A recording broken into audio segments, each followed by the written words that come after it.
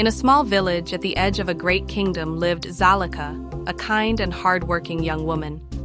After her father passed away, Zalika was left under the care of her cruel stepmother, Mama Kibibi, and her two vain stepsisters, Amina and Fatu. Zalika did all the household chores, from fetching water to grinding millet, while her stepfamily lived comfortably. The kingdom buzzed with excitement about a grand festival at the royal palace. Prince Jabari was hosting the event to find a bride, and young women from all over the kingdom were invited. Zalika longed to attend, but her stepmother forbade it, telling her she had nothing suitable to wear and that she needed to stay home to work. On the day of the festival, Zalika was left behind as Mama Kibibi and her stepsisters prepared for the event. Feeling hopeless, Zalika wandered to the sacred baobab tree on the edge of the village. The baobab, known for being a symbol of wisdom and strength, was believed to be blessed by the god of her ancestors. Zalika sat beneath its branches and whispered a prayer, asking for a better life. God of my ancestors, I ask only for a life filled with hope and love. I long to experience joy and know that I am worthy, Zalika prayed, her voice filled with longing. As Zalika spoke, an old woman appeared. She was dressed in vibrant robes, adorned with beads and shells, and her eyes sparkled with wisdom. She introduced herself as Nia, a messenger of the god of Zalika's ancestors. Why do you weep, child? Nia asked gently. I work tirelessly, but I am never valued. I wish for a chance at a better life, Zalika replied, her voice trembling. Nia smiled and nodded. Tonight, you will receive a gift from the god of your ancestors. With a wave of her staff, Nia caused the baobab tree to glow softly, and Zalika's ragged clothes transformed into a magnificent golden kente gown.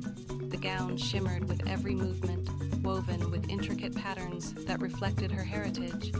Nia gave Zalika sandals made from woven grass and cowrie shells, and placed a single golden flower in her hair. Go to the festival, Zalika, but remember, the magic will fade at midnight, Nia warned before vanishing into the night. Zalika, overwhelmed with gratitude, hurried to the palace. The grand courtyard was alive with music, laughter, and dancing. She caught the attention of Prince Jabari, who immediately noticed her beauty and grace. Her golden gown and the flower in her hair stood out among the crowd. Prince Jabari, known for his love of nature and kindness, approached Zalika and asked her for a dance. They swirled together under the stars, and Zalika's heart felt lighter than it had in years. But as the clock struck midnight, she remembered Nia's warning. The magic would soon fade, and she had to leave. I must go, Zalika whispered, pulling away from the prince and running toward the palace doors. As she fled, one of her sandals slipped off. Prince Jabari watched her leave in haste and picked up the sandal. Who is she? He wondered, his heart racing. Determined to find her, he sent messengers throughout the kingdom with the sandal, hoping to find the woman who belonged to it. The messengers arrived at Zalika's village, and Mama Kibibi tried to stop them from speaking to Zalika. But the messengers insisted, saying they needed to see the young woman who could fit the sandal. Reluctantly, Mama Kibibi allowed Zalika to try on the shoe. When Zalika placed her foot in the sandal, it fit perfectly. The messengers were astonished, and word spread quickly that Zalika was the one Prince Jabari had been searching for. The prince arrived at Zalika's home and knelt before her. Will you be my queen? He asked, his voice filled with hope. Zalika, overwhelmed with joy, nodded. Yes.